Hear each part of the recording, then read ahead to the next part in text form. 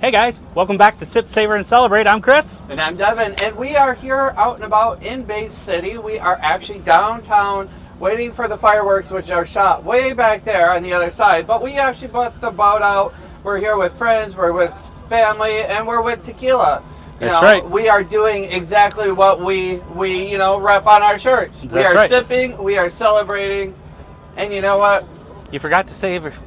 You got to savor.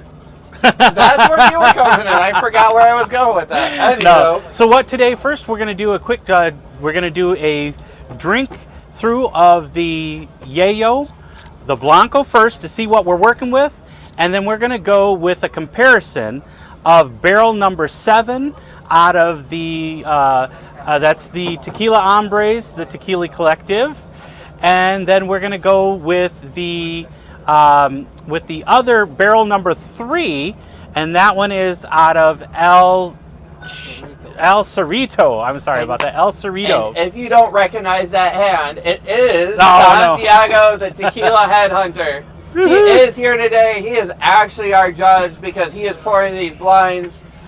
So then we can give, an even more honest opinion about which one we think is better when it comes to the barrel. Right. But we're talking about Yeyo. We've already done a Blanco, so we are just going to recap this real quick.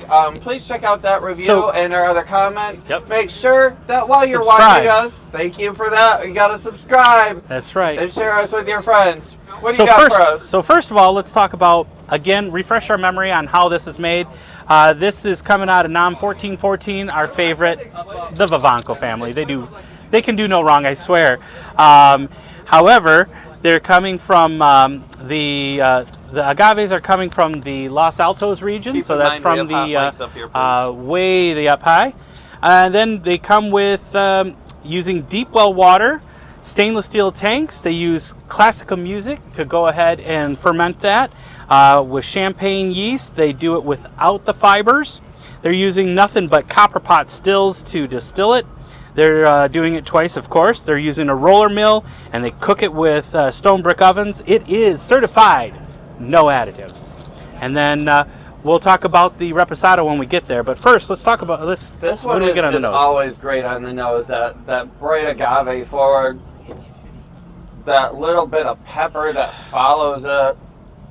It's very, I get mint and citrus, and it's very refreshing. Very, very, very refreshing. Of course.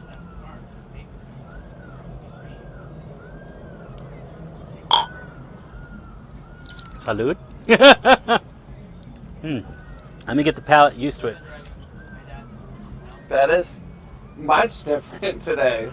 Only because I actually was having a nice sweet cigar with it.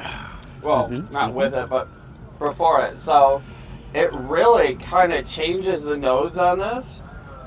It smooths it out immensely. And I think it's just wonderful. It's still got that bright mint, anise, and cooked agave. It's still wonderful to me. It's a great, great, great sipper. Now, when it comes to the reposado, so the reposado, they've actually aged this in used dark rum barrels. So normally when we're talking about a reposado, it's always in either a fresh barrel or it's in a barrel that's been previously used for whiskey or bourbons or even wines. But to me, this is going to be my first one that's been used with a dark rum barrel. So but I do want to stop you because you totally moved on without letting me finish about what was on my palate. Oh, I told you please it go was on. different. I'm and going then to sit you back. Jumped in. I'm going to sit back. So let me back up a 30 seconds here. I thought it was great with that cigar. I get more of kind of that earthy, from nature type of a flavor. And then at the very end, it was a snap of that citrus that you get. So, this is one of their cigar rejects. I can't remember the name off the top of my head. What? It's a $2.29 cigar that smells and tastes amazing. And I would compare it next to like a Fat Betty, which is a $10 or $15 cigar. This is $2, and it's just as good. And now on to your rum cask. This is. Oh yeah, there's only 12 barrels of this Reposado Yeyo. So I mean, very limited release. So if you got it, you lucked out. On the nose, you get that kind of punch, which has to be that alcohol.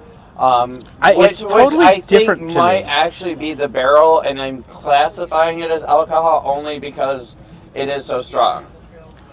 I get some depth to this. So it's got like, on the nose, I'm getting something so robust and like deep baking spices. It's deep. Yeah, this is the barrel number 3 from El Cerrito, which is kind of funny that the Tequila Hombre was picking between barrel number 3 and barrel number 7, and we have to have both here today, so this is going to be interesting. But that nose, it's totally different than the Blanco. Right. As I said, to me, the alcohol almost shines forward on this versus, like the Blanco, you got that citrus and that beautiful, nose. There's some depth to it, whereas the Blanco is just so refreshing and bright, and this is so. You know what? It's heavy. That's where I'm going with. It's a heavy, weighted smell. You ready? I'm ready. Salud. Salud.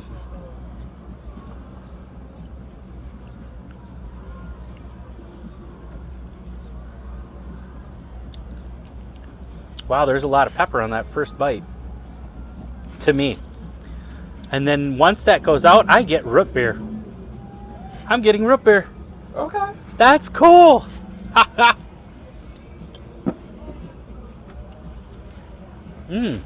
See, now I think it's very vanilla and caramel and I'm getting chocolate now. Whiskey forward, and then that pepper comes as the finish on the very back as it goes past those bitter receptors of the tongue. I'm just the reverse of that. I get the pepper first, and then I get all the other sweetness. I'm getting like root beer or chocolate or, Wow, I like this.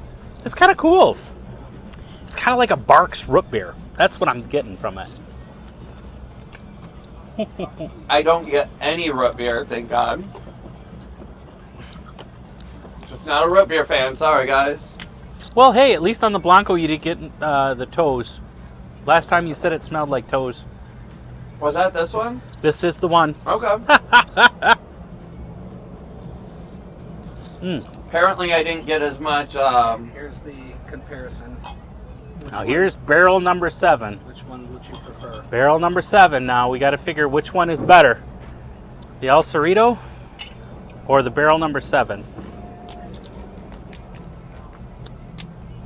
It's still sitting on the palate. It's nice. It's got a great aftertaste. Very nice. Do you want some regular water? Because you say it's sitting on your palate. We got to give these an equal shot. No, you're absolutely correct.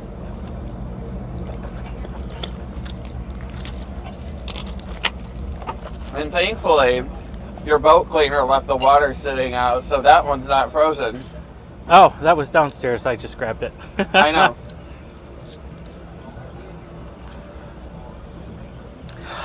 Now, on the nose, this one seems a little sweeter. Sweeter, brighter, a little bit citrus forward. So far, on the nose, I have to give it to this one. Just on the nose only so far. It's lighter. The other one is very heavy, very like a spice cake, chocolate cake or something.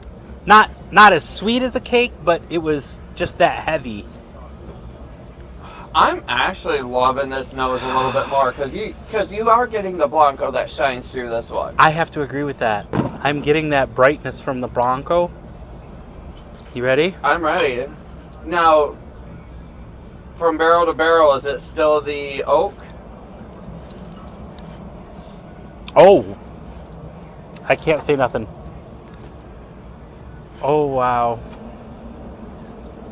Oh, wow. That's beautiful. Hombre, you chose wrong. No, that's his barrel. The 3 is his. This one is his barrel. This is his Okay. barrel. All right, just kidding. I'll fix it myself. Nope, you chose right. This one is definitely. Oh man, Sweet and bright and I wasn't light. sure what to think, but they are, and that's the fun thing about barrel selects. You literally could have, and you can go from one liquor store to the next, and they'll have their own barrel select, which one they thought was better. I have to give this one to the Hombre. Mark, this was good. This was cheers, salute. But until then, always remember to sip, savor, and celebrate. Don't forget to subscribe, hit the like button. And until we next got more time. content coming to you real soon. That's so right. Stay tuned. Cheers, guys. Salud.